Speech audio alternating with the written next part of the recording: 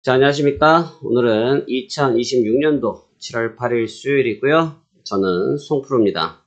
오늘 우리 증시에 대해서 설명드리고자 합니다. 한순간에 무너진 코스피, 코스닥, 바로 그 대안은 있는지 이 부분을 여러분들과 함께 공유해보고자 합니다. 상당히 필요하실 겁니다. 상당히 필요하실 수밖에 없고 또 우려감이 높은 그런 국면이라고 보실 수가 있겠는데, 사실 지금 우리 주식은 팀에서 여러분들께 시장 분석을 지속적으로 최근 해드리면서 현재 부분, 현재 증시 흐름에 대해서 설명을 드린 적이 있습니다. 어느 정도 예측이 됐던 부분이라 사실 아주 놀라운 정도의 상황이라고 보기는 좀 어렵지만, 사실 진폭은 좀 부담이 된다. 그러니까 하루에 주가가 움직이는 것이 너무 크게 나타나고 있기 때문에 부담스럽지 않다고 하면 거짓말일 것입니다. 하지만 이러한 부분들 잘 준비해서 대응한다고 하면 또 좋은 결과 연출할 수 있으시니 이 점 한번 같이 들어보시면서 풀어보도록 하겠습니다. 먼저 간밤에 있었던 뉴욕 증시부터 보도록 하겠습니다. 간밤 뉴욕 증시는 전장 대비해서 0.25, 130포인트 정도밖에 조정을 받지 않았습니다. 하지만 나스닥 같은 경우는 1.16%, 300포인트가 조정을 받으면서 직전 거래일, 다우지수도 그렇고 나스닥 지수도 그렇고 직전 거래일의 상승분들을 모두 반납하게 되었습니다. 결국 이 근본적인 원인은 이 반도체 섹터에서의 등락이 반복되어지고 있는 측면이 되겠고, 이 삼성전자에서 쇼크, 사실 이 쇼크란 단어를 안 쓰고 싶긴 했었거든요. 제가 지금 작성을 하면서 삼성전자의 쇼크란 단어를 쓸 수 있는 부분 아니죠. 영업이익이 전 세계 넘버원인데 이 쇼크라고 단어가 과연 맞을까라는 고심을 했는데, 고심 끝에 그냥 사용했습니다. 왜 쇼크라고 말씀드렸냐면, 말씀드린 것처럼 영업이익이 사상 최대고 글로벌 넘버원인데도 불구하고 주가가 급락을 맞았기 때문에 쇼크란 단어로 아마 이해를 하는 것이 좋다라는 생각이 있었고, 결국 이로 인한 부분들이 글로벌로 파장이 확대됐던 측면들이 지난밤 나스닥의 조정도 연결시켰다라고 평가가 됩니다. 또 하나는 안 그래도 이제 불난집에 부채질한다고 하는데, 지금 시장이 반도체 섹터에 등락이 거듭되면서 부담이 있었던 상태인데, 여기에다 대놓고 트럼프 대통령은 다시금 이란에 대해서 재공습을 시작했고, 이란산 원유에 대한 판매에 대해서도 제재 조치가 예외 조치를 전부 철회하면서 다시금 중동 사태의 불안정한 측면들이 만들어지게 되었습니다. 그래서 간밤의 주가의 흐름들을 보시면 엔비디아는 굳건하게 강보합권에서 유지를 했다곤 합니다만, 애플과 그 다음에 TSMC, 구글, 스페이스X, 브로드컴, 테슬라 등 딱 전일 올라왔던 종목군들이 고스란히 반납하는, 그러니까 고스란히 하락 반납하는 모습을 보이면서 이게 추세가 있다고 보여지진 않습니다. 지금 시장 상태가 추세가 있다라고 보긴 좀 곤란할 것 같고, 추세보다는 박스권 안에서의 등락을 거듭하는 그런 텐션을 가지고 있다 정도로 보시는 것이 적절해 보여지네요. 자, 그래서 일본 쪽의 주가 흐름도 오늘 우리 시장과 거의 비슷했고요.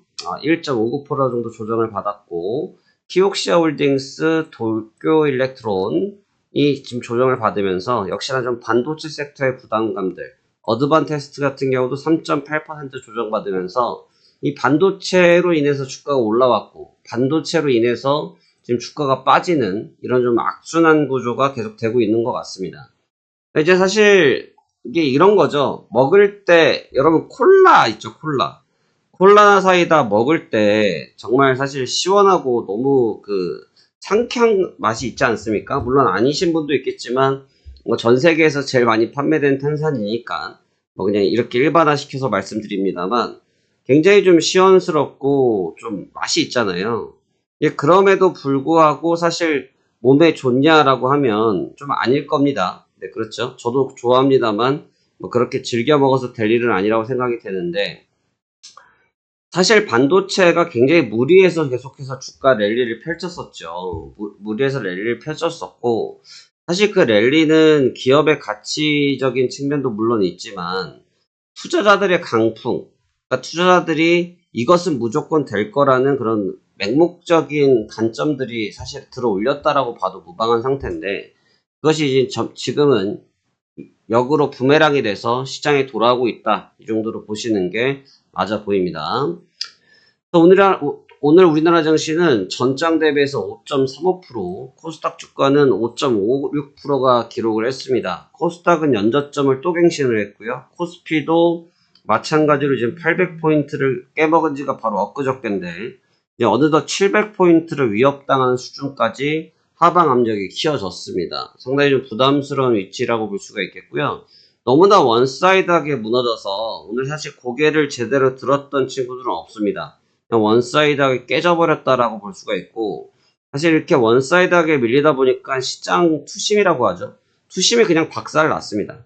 투심 자체가 그냥 박살이 나버렸고, 이렇게 박살된 투심이 지금 아주 쉽게 회복되기에는 좀 만만치는 않은 것이 실질적 상황이다. 그러니까 실질적인 관점이다라고 보는 것이 맞다고 보여집니다.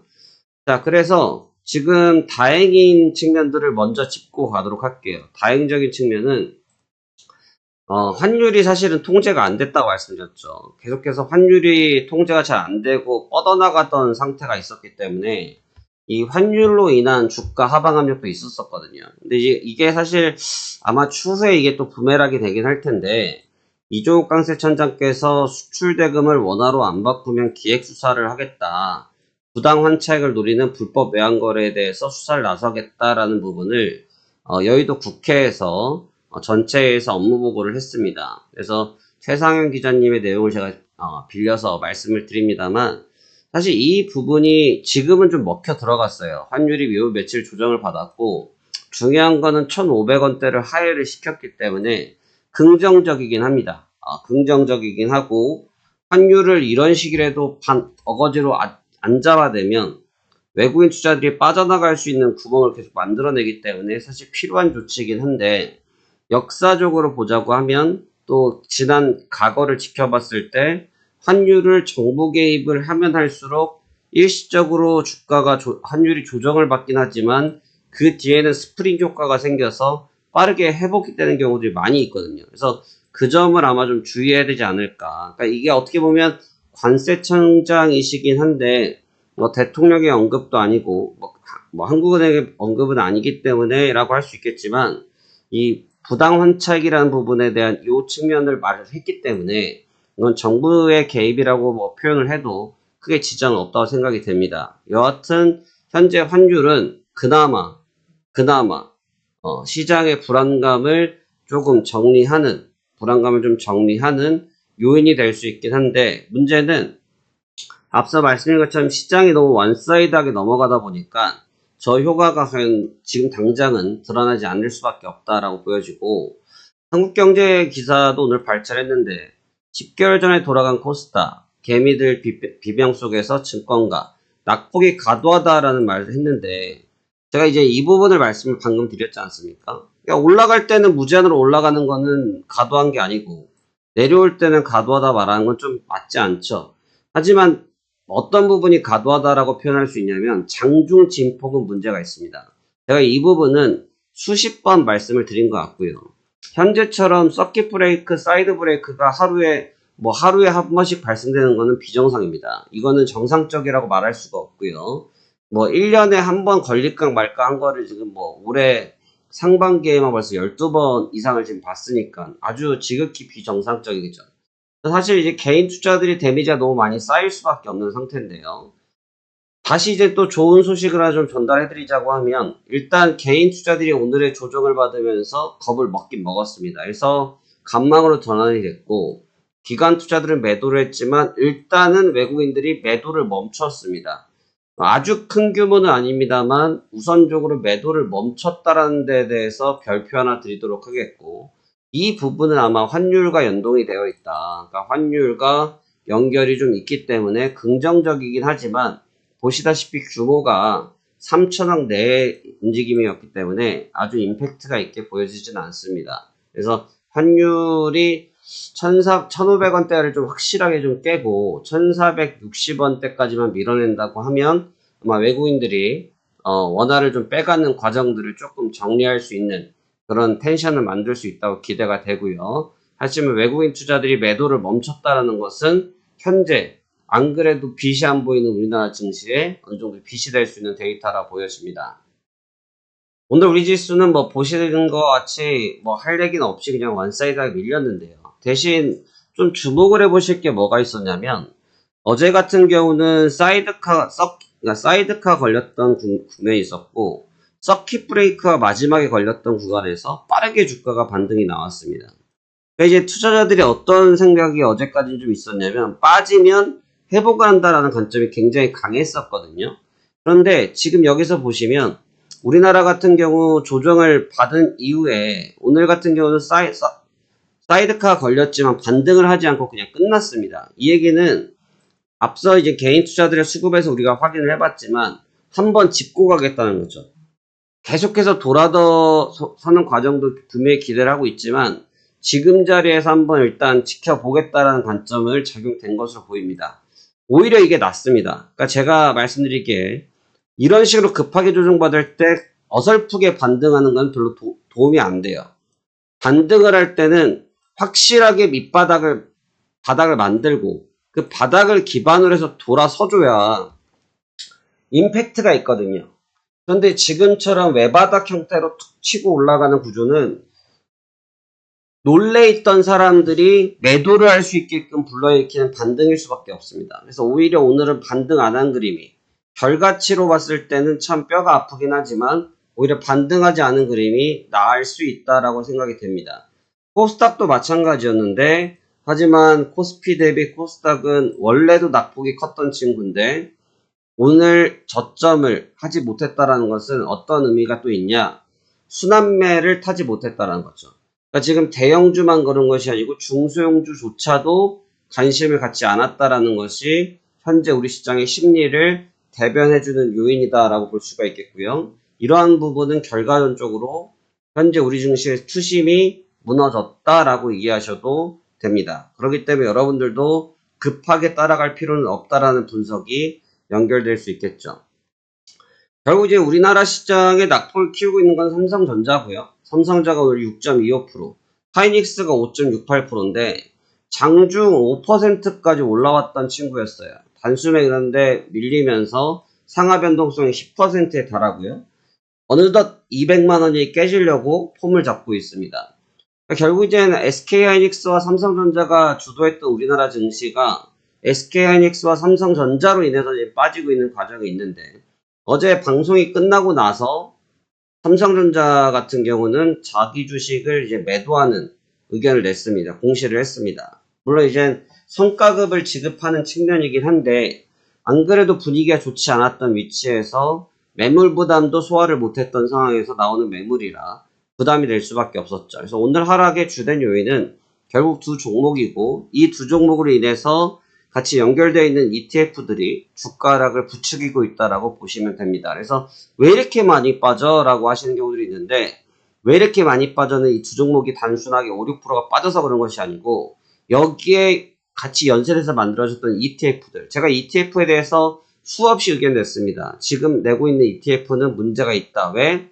음의 복리 효과가 있기 때문에 음의 복리 효과 때문에 ETF는 손절이 나올 수 있기 때문이거든요. 왜냐하면 이제 예를 들어서 지금 주식이 내가 230만원에 하이닉스를 샀습니다. 230만원에 샀는데 지금 207만 6천원이잖아요. 그러니까 대떼고 200만원이라고 하겠습니다. 근데 이제 200만원에서 230만원 가면 손실률이 0이 되거든요. 그런데 이제 ETF 같은 경우는 230만원에서 샀던 게 200만원 찍고 230만원 가면 아직도 마이너스입니다. 마이너스 2, 3% 정도가 납니다. 그 음해복리 효과라는 게 있기 때문에 그렇거든요. 그래서 음해복리 효과는 제가 다음 시간에 다시 한번 짚어드리도록 하겠고 그래서 지금 그런 부분들이 주가 하락을 부추기고 있다라고 정리할 수 있겠습니다. 제가 어저께 삼성전자에 대해서 저점은 여기다라고 말씀을 드렸는데 삼성전자가 언제 저점이 나온다고 말씀드렸습니까? 이 매도가 멈추는 시점이 저점이다라고 말씀을 드렸습니다. 6월 19일을 기점으로 해서 쏟아져 나온 외국인 투자자의 매도세가 멈추는 시점인데 오늘 하나의 시그널이 나왔죠. SK하이닉스가 6월 19일 날 삼성전자와 마찬가지 외국인 투자자들의 매도를 같이 했던 친구인데 오늘 일단 매수를 한번 찍는 모습을 보였습니다. 이 매수를 찍는 모습을 보였다는 것은 저가 매수를 했다라고 말하기는 좀 어려워요. 저가 매수라고 찍었다고 말하기는 어렵지만 여하튼 중요한 건 지금 브레이크다. 누가 어떻게 브레이크를 잡아주느냐가 중요한데 그런 측면에서 놓고 볼 때 일단 브레이크 요소는 나타났다. 이렇게 나타난 브레이크 요소가 반등으로 이끌 수 있는지 여부는 결국은 추가적인 매수의 확장 규모에 따라서 결정된다. 이렇게 보시면 될 것 같습니다. 오늘 거래대금 상위 당연히 SK그룹주, 삼성그룹주에 다 쏠려 있고요. 그 다음에 검색 상위 역시 이 주식들이 다 장악을 했습니다. 이제 문제는 SK하이닉스도 있고 삼성전자도 있지만 사실 후발대로 같이 올라왔던 게 삼성전지와 전기와 SK스퀘어거든요. SK스퀘어도 어느덧 고점 대비로 따지면 근 반토막이 났습니다. 지금 127만원. 물론 아예 반토막은 아닌데 이 정도의 낙폭을 맞게 되면 버틸라고 해도 버틸 수가 없는 여건이 생길 수밖에 없거든요. 그래서 사실 눈에 띄는 것은 전기와 전자와 닉스인데 삼성전지와 SK스퀘어에 대한 부분도 신경을 안 쓸 수는 없다. 그래서 이 부분도 같이 한번 짚어보시되 이 종목이 반등을 한다고 해서 시장 전체를 들어올리지는 못합니다. 영향은 있지만 들어올리진 못해요. 그래서 대신 낙폭은 더 키우는 여건을 주기 때문에 닉스와 전자를 지켜보지만 이 두 종목의 향방도 같이 한번 주목해 볼 필요가 있다고 분석됩니다. 저희도 오늘 시장이 좀 많이 빠지다 보니까 올라왔던 단기 수익 종목이 5택 하나 정도로 마감이 됐고요. 나머지 종목군들은 크게 빠지진 않았지만 일단 내일 한 번 정도 더 시간을 두고 지켜봐야 될 것 같습니다. 오늘 관심주 베스트 5 말씀드리겠습니다. 레이저셀이고요. 현재 기준 4,500원 기준이고 3,700원 이탈 시 관심 제외, 5,400원 돌파 시 추가 상승 기대하고 있습니다. 선암입니다. 2,400원 기준이고요. 1,700원 이탈 시 관심에서 제외할 생각입니다. 3,300원 돌파 시 추가 상승 기대하고 있고요. 가온칩스입니다. 39,900원이고요. 35,000원 이탈 시 관심 제외, 45,000원 돌파 시 추가 상승 기대하고 있습니다. 이치한불입니다. 9,900원입니다. 8,000원 이탈 시고요. 12,500원 돌파 시 추가 상승 기대하고 있습니다. 코스모화학입니다. 8,800원입니다. 7,200원 이탈 시 관심 제외, 1,500원 돌파 시 추가 상승 기대하고 있고요.